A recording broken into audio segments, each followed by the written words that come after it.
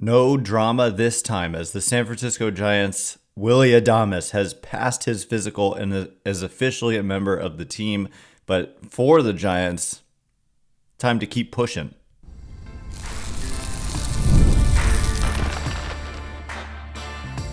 You are Locked On Giants, your daily San Francisco Giants podcast. Part of the Locked On Podcast Network, your team every day.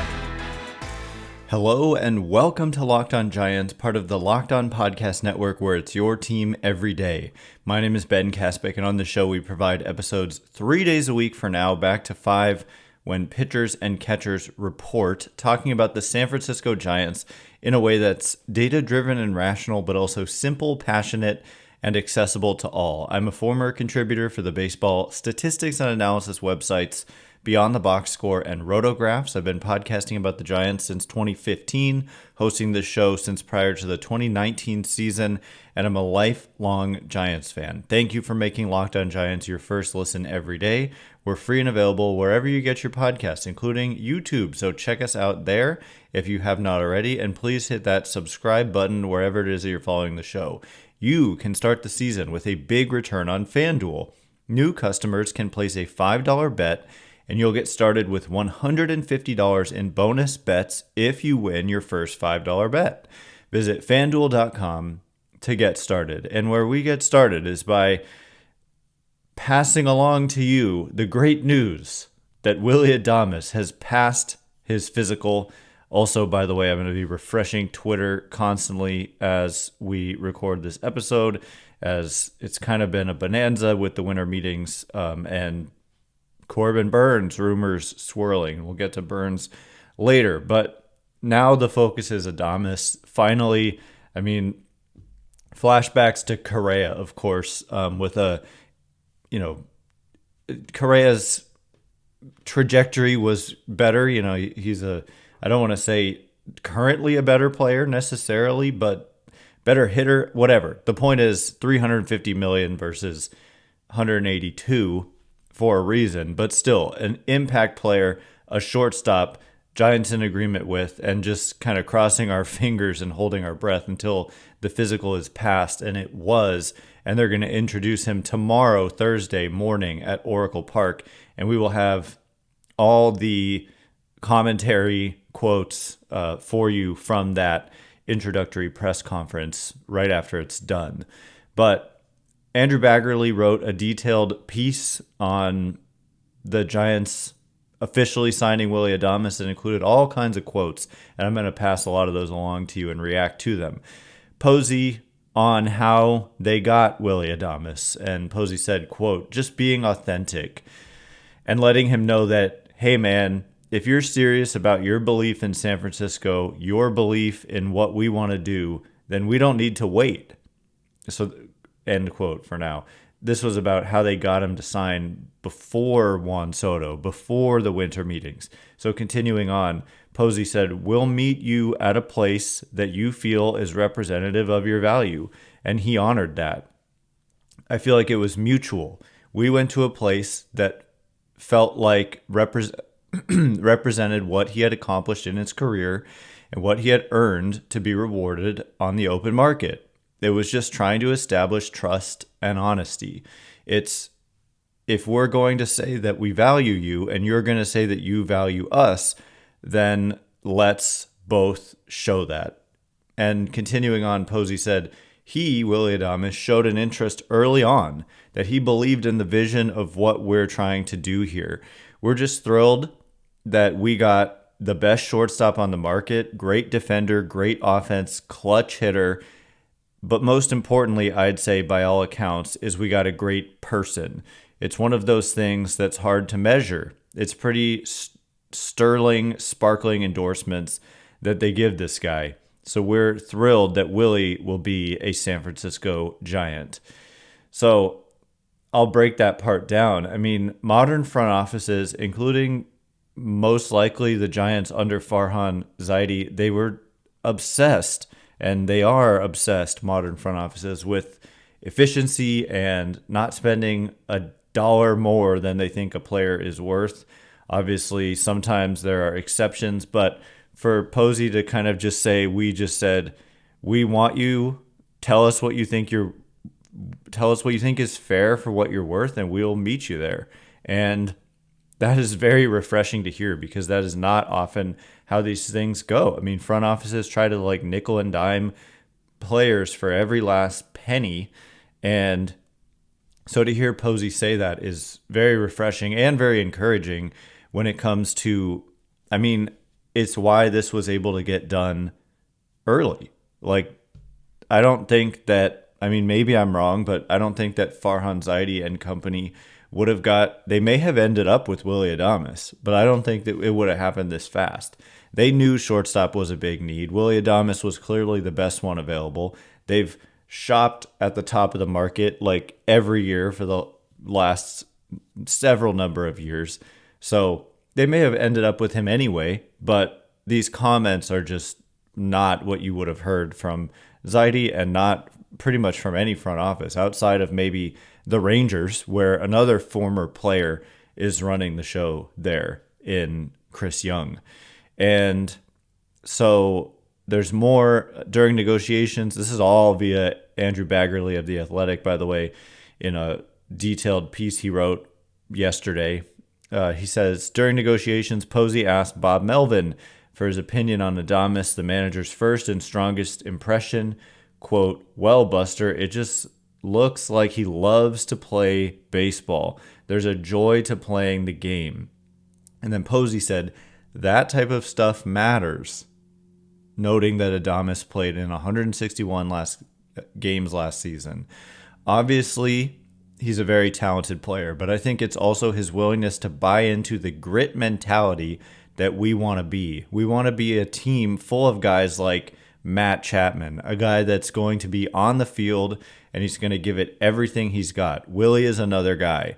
When you have leaders like that, when you have veterans like that, it's much easier for the younger players that walk into the clubhouse, whether it's first year, second, third, or maybe they're a minor leaguer. They look at these guys like this is the way to go about your business. And I just believe that long term, those players have an impact that will never be able to really know how important it is. I see Willy as one of those guys. And then he continues, Posey does, saying, this is who we wanted to get. It's been really fun to hear the excitement from players, from the coaching staff, and the feedback we've gotten from people that know him. I think our fans are going to really latch on to the way the guy plays the game. And then Posey said about Adames, I mean, we need that. We need a little energy. We need a little bit of an edge. And I think he'll bring that, end quote. And so I just want to comment on that. That's also not, I don't want to say surprising, but Posey did not really play with it. He did kind of have an edge that he kept under wraps the vast majority of the time. He certainly was very competitive. He just wasn't like a rah-rah kind of guy, whereas Adames is, but not in an obnoxious way. He plays with like an infectious love for the game. And, you know, I saw it with Matt Chapman this season, just all out all the time. And to have multiple players like that now is exciting. But to hear Posey say, we need a little energy, we need a bit of an edge is nice, because, you know, you may have thought, oh, Posey's going to look for players who are more stoic like himself. I don't know. But to see that he acknowledges that you need guys like that and that this team was lacking guys like that is honestly like nice to hear. And I don't want to say refreshing, but I'm happy to hear it coming from Posey. We're learning on the fly here about Posey as in terms of what he'll be like as a president of baseball operations. And I just have to say, I said it when we did our episode on Saturday when the reports were coming out that the Giants had agreed to terms with Adames, that I just loved this signing. And a little bit later on, we're going to get into the projections for Adames, which were provided to me by the creator of the Zips projection system, and what Zips thinks Adames is worth on a 7-year deal. You'll be amazed by something about those projections. So much more to get to. I want to get to reaction from players, Giants players, from Adames's former managers about the character and what it will be like trying to replace this guy. Much more on Adames, but also Corbin Burnes, who really stands out as a strong fit for the Giants as a ace pitcher that they could really, it would take them a long way. So we'll get into all of that in just a minute. And before we do, today's episode of Locked On Giants is brought to you in part by FanDuel. Get ready to tackle the NFL action with FanDuel, America's #1 sportsbook, because right now, new customers can bet $5 and get $150 in bonus bets if you win.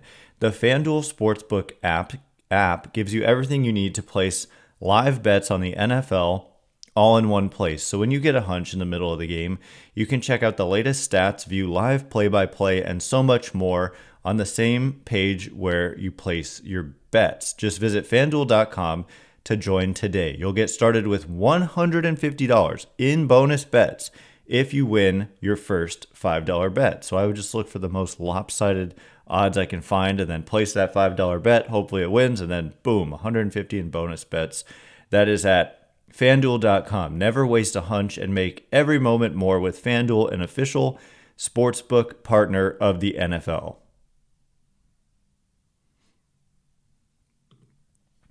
All right, here we go. We're going to get into more about the Giants officially signing Willy Adames and the projections for Adames, what the Zips projection system thinks he's worth on a 7-year deal versus what the Giants paid, and Corbin Burnes and Max Fried signing and what that means for Corbin Burnes. Just a lot to get into from coming out of the winter meetings here.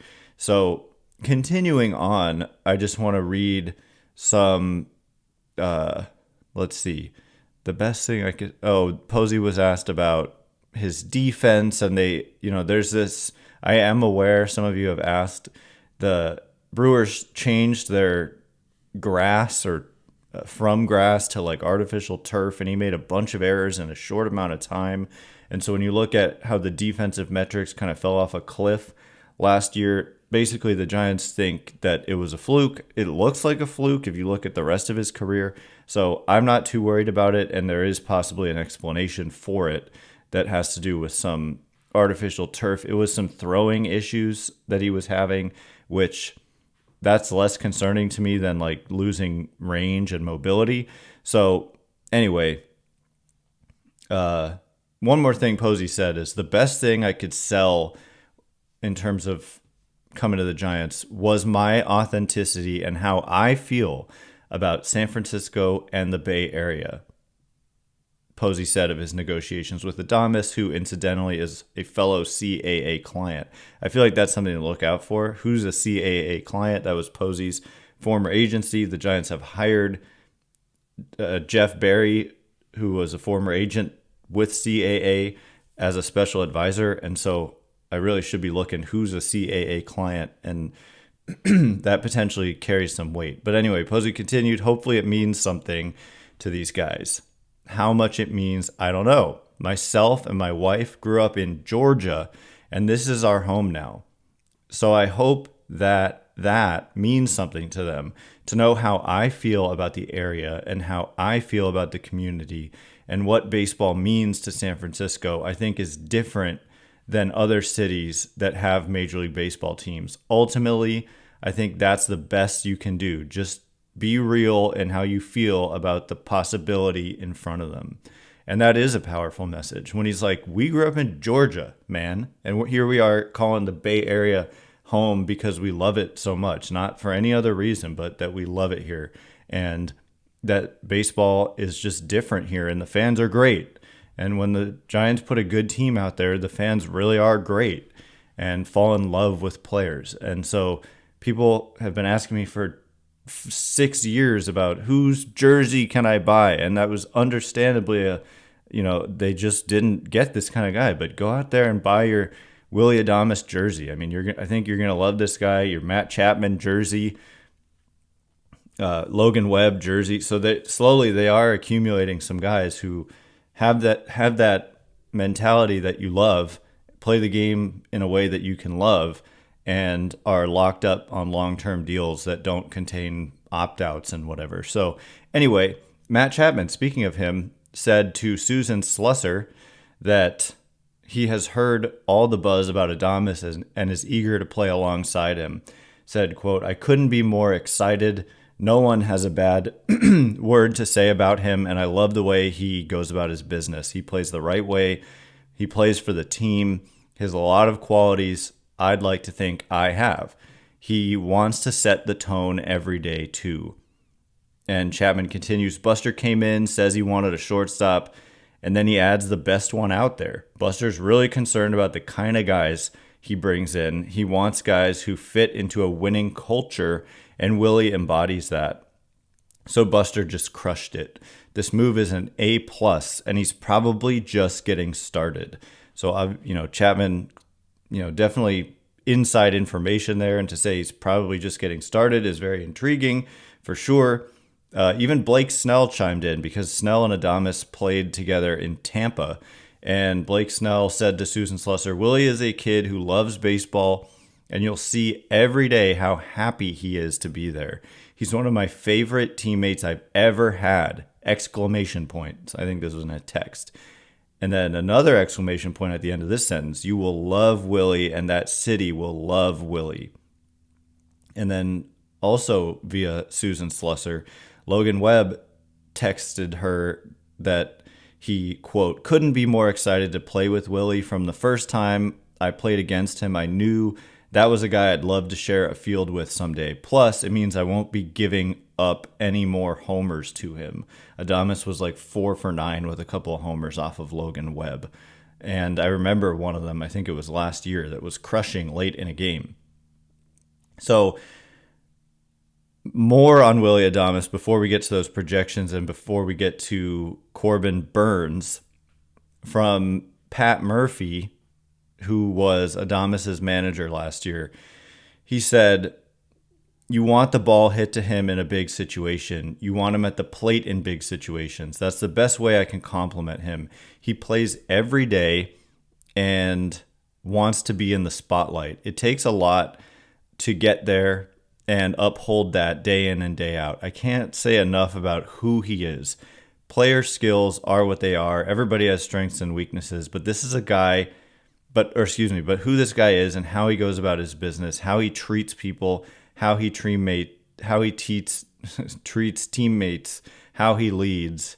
It's a big void." So that's actually not all. I lost some quotes there. He gushed even more and just talked about what a special kid he is and what a huge, huge loss it is to the Brewers to not have Willy Adames. So some of you might be saying, if it's such a big loss, why didn't they just pay the guy? The Brewers don't pay this kind of money to their free agents. They just operate under stricter spending restrictions, and they were never really considered serious contenders to bring him back, even though they valued him this much. And speaking of valuing him, let's take this opportunity. Actually, one more thing. Susan Slusser said, "I've covered baseball for 30 years, 30 plus years, and I've heard raves about a lot of players teams acquired, but nothing like what I've heard the last 2 days about Adames. Everyone loves this guy to the extreme. Leader, winner, outstanding attitude, work ethic, all that and more." So that's obviously a big statement coming from Susan Slusser, that she's never heard compliments about a player more than what she's heard about Adames. But the contract, there was this, oh man, I think I'll save this little beef. I didn't actually have a back and forth with him, but Mike Petriello tweeted he just shot a stray at Willy Adames and the Giants for no reason when Juan Soto signed. Basically said, "Oh my gosh, Juan Soto signed for 4.2 times what Willy Adames got, and yet Soto is 42,000 or 4,200 times more relevant in the history of baseball." Like, just something stupid that there was no need to take a shot at Adames. And it made it sound like the Soto contract was great and the Adames contract was not. And to the contrary, I mean, the Soto contract is the one that's absolutely berserk. And the Adames contract is actually right in line, almost to the dollar, with the Zips projections. So Zips projects that on a 7-year deal, the Adames is worth, what is he worth? That Adames is worth $181.2 million. And the Giants are paying $182 million. So almost to the dollar. And so the WAR projections, and these are adjusted for Oracle Park. I asked Dan Szymborski, the creator of Zips, and he provided this to me, and I tweeted it out.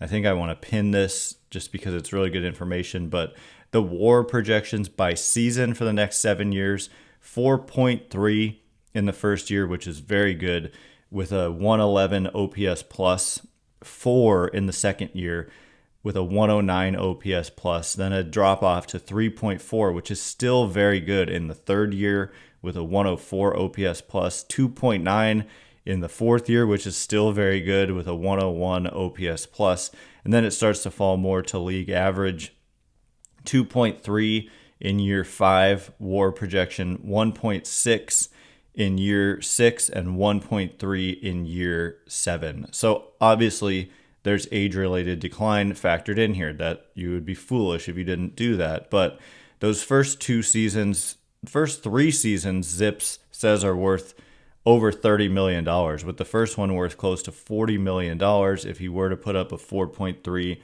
WAR season. And so anyone criticizing this contract is kind of off base here, because this is a projection system, and projection systems are objective. And this projection system, Zips, has this contract for 7 years at almost to the dollar fair. And that's how I view it, just by kind of eyeballing it. And you look at some of the other like Soto and what he got, and then Max Fried, what he got. Max Fried, by the way, Zips. By the way, Dan Szymborski, he did a write-up of the Max Fried deal versus the Zips projections, and he said he didn't agree with his own. He just thinks the computer is being a little low on Fried, but projection was for $120 million if he were to sign for 8 years, which is what Fried got, which was shocking. And Fried actually signed for $218 million, so $100 million of an overpay according to Zips. And so it's not like Zips is always out here saying that a deal is fair. It's not like every team signs a deal that these projections view as fair. So I don't know. I've seen overpay talk about Adames, but I think it's just unjustified. And you look at Fried, and that's where I would definitely say that was the Yankees just on full tilt after losing out on Soto. So we'll see what else they do. And are they players for Corbin Burnes? Who else is a player for Corbin Burnes? We will get into Corbin Burnes in just a minute, and before we do, all right, as promised, we are going to discuss the possibility of Corbin Burnes coming to the Giants, just the possibility. And yeah, I mean, the Red Sox, just as I was getting ready to record here, acquired Garrett Crochet in a trade with the White Sox, and that's a front end starting pitcher. So the White Sox were seeming like a major threat for Corbin Burnes in my view, not because of rumors I've heard. People ask me, who do I believe? And I said, people ask me, who should I trust? And I say, trust no one. And I say it kind of tongue in cheek, but also I mean it. Like, all these people on Twitter who claim to have sources, what I'm hearing, for the most part, it can be ignored. Even a lot of the national baseball writers, if they're just saying things like, this team is believed to be the front runner or among the front runners, there's probably something to that, but often it's just best to ignore it because it's sometimes true and sometimes not true. And I said it about Correa. There were like no actual reports of anything being front runners or they're discussing or this or that. And then boom, a Jeff Passan tweet that they've agreed to terms. And that was the same with Adames. And so I don't know, the Giants are pretty close to the vest with their negotiations with players, and I would expect that to be the same. But we will give a couple of quotes from some of these reporters who do link the Giants to Corbin Burnes. But anyway, I was viewing the Red Sox as perhaps the biggest threat because their fans are super angsty, just similar to Giants fans, but the Giants first of all, put Posey in charge, which I think cooled the waters, and then they got Willy Adames. That signing became official, so I feel like there's a lot of pressure that's been released from the Giants. Not to say that they're done and that they should be done at all, but it's a big move that they made. Whereas the Red Sox fans are similarly extremely angsty with their team, and they haven't made that big move. They tried on Soto and lost him. They apparently were serious players for Max Fried and lost him to their rival team, the Yankees. And then I heard Ken Rosenthal say that they were on full tilt mode, and basically that they're just going to push to be aggressive, to do something. And so if you're willing to spend all that money on Soto, and they reportedly offered $700 million or more over probably 15 years, then you can probably pay Corbin Burnes. But I don't know, maybe they prefer, maybe acquiring Garrett Crochet is an indication that they don't think they have a good shot at Burnes. Maybe sometimes these things do indicate something, like that a player is going down a road with another team. A team recognizes it, like the Red Sox. Maybe they've been told he's not going to sign with you, and then that team pulls the trigger on a trade like this for a really good pitcher in Garrett Crochet. So we'll see. There's also the Toronto Blue Jays, who tried for Shohei Ohtani, tried for Juan Soto, and lost out on both of those guys. And so they're serious players for Corbin Burnes, I would think. But other than that, we've heard that the Mets are not likely to be finalists really for Corbin Burnes. I've heard that the Orioles are not likely to re-sign Corbin Burnes. And when I say I've heard, I mean I've read. So who are the suitors?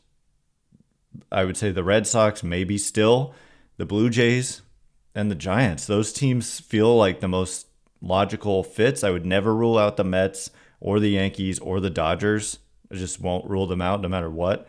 But according to Mark Feinsand of MLB.com, I think he wrote this this morning, he said, according to sources, the two teams expected to be most aggressive, and again, expected to be most aggressive on Corbin Burnes are the Blue Jays and Giants, with Toronto considered the favorite.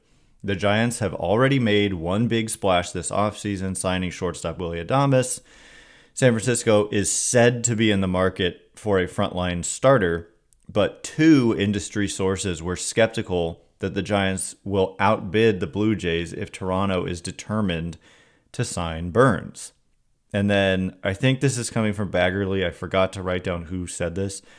Or maybe it was Alex Pavlovich. It was one of the two, I believe, who writes, but it's exceedingly plain that signing Corbin Burnes would require a reassessment of their spending in terms of the Giants' reported intention to slash payroll that was reported a month plus ago. I think this was Baggerly. Again, not sure. Continuing, quote, the former Cy Young Award winner has been the Giants' top pitching target, but the Max Fried contract added rocket fuel to an already crackling and competitive market. It's now likely that Burnes will receive more than $250 million, and while it's hazardous to attempt to read the tea leaves of a first-year baseball executive, Posey's comments on Tuesday left the impression that the Giants will be forced to lower their sights. Buster said, quote, we talked about it a lot yesterday. We do feel good about our young pitching, and it might be just, hey, we're giving it to these guys. That's a real possibility. We will continue to see if there's a fit that makes sense for us. And so I agree, end quote, by the way. So I agree that the Max Fried contract put rocket fuel on the pitching market because Nobody expected Max Fried to get 8 years, $218 million. Just quickly pulling up the top 50 free agents lists with predictions. I mean, Corbin Burnes was definitely projected to get more than Max Fried. Like, first of all, just right off the bat to point that out. So Kylie McDaniel, who tends to be better at this than most, of ESPN, predicted for Max Fried 6 years, $175 million. So it's not that far off, 218 versus 175 in terms of the final number. It was off by 2 years, but he predicts for Burnes 7 years, 225 versus, again, 6 years, 175. So 50 million more. So if you look at, okay, Fried got 218, add 50 to that, and you're looking at 268, right? So I think that's kind of reasonable in terms of what Burnes should be looking for given the Max Fried contract. And so on MLB Trade Rumors, they predicted 6 years, 156. So both sources predicting 6 years. Again, ESPN's Kylie McDaniel 175 with MLB Trade Rumors at 156. So the middle there, right about 160 something. So I think that's what I expected too. And MLB Trade Rumors is even writing now that they've adjusted their expectations on Burnes. They originally predicted for Burnes, who they rank as the second best free agent in this class, at 7 years, $200 million. And Kylie McDaniel said of Burnes, predicted of Burnes, 7 years, $225. And so, yeah, I mean, I would probably just add another like 50 million on top of that, right in the middle of 200 and 225, and then add another 50 million. And that gets you right to what I'm saying, 268 over whatever, however many years it is. Like if it is 7 years, if it is, you stretch it out to lower the average annual value to 8 years, 268, like something like that is right now, I think, what Corbin Burnes can realistically ask for. And so does that take the Giants out? It might take every team out unless some team is on just tilt mode and they're just going to give whatever it takes because they've got money burning a hole in their pocket, like maybe the Blue Jays, maybe the Red Sox, after missing out on some of these other guys, which, by the way, I said it on Twitter. I said it at the time. It's kind of obvious, but the Giants locking down the Adames deal before Soto signed, and all these teams that missed out on Soto being just desperate to spend this money is genius. And it's kind of amazing that they did that. And given the fairness of the deal, according to, again, the Zips projections, I think Adames could have been looking at a lot more money if he had waited. But stroke of genius by Buster Posey. I'm not saying I like shortchanging players, but I mean, it's a fair deal. And they even asked him, what do you think is fair? And this is what he evidently thought was fair. And I think it is fair. It is fair. And so I love it. I hope the Giants, I don't care really about the price tag. I think Corbin Burnes, who's from Bakersfield, went to St. Mary's. I read somebody say that Alex Pavlovich said on the Giants Talk podcast that Corbin Burnes may want to be a Giant. And so I hope they can find a way to get a Corbin Burnes deal done. Like, even if it means taking less money, maybe he'd prefer to come to the Giants, the Buster Posey led Giants, with perhaps the best left side of the infield in the game, rather than go to Toronto, if you're a California kid and you want to be close to family, whatever it is. So we'll see. Anyway, that is all the time we have for today. Thanks again for making Locked On Giants your first listen today. For your second listen, find Locked On MLB. Baseball guru Sully brings a daily blend of humor and baseball, keeping you updated on every rumor and story throughout the offseason. Find Locked On MLB on YouTube or wherever you listen to podcasts. Once again, my name is Ben Kaspick. Check me out on Twitter or X at Ben Kaspick, Kaspick. If you like this show, please consider rating it or leaving a review. It helps me out so much. So thank you in advance, and thanks to everyone who's done so already. Can't wait to be with you again tomorrow. We'll get into what I missed today. Kyle Tucker as a possible candidate for a trade, and much more. So the Willy Adames press conference. So tune in tomorrow for that. Thanks again for listening. You are now Locked On Giants.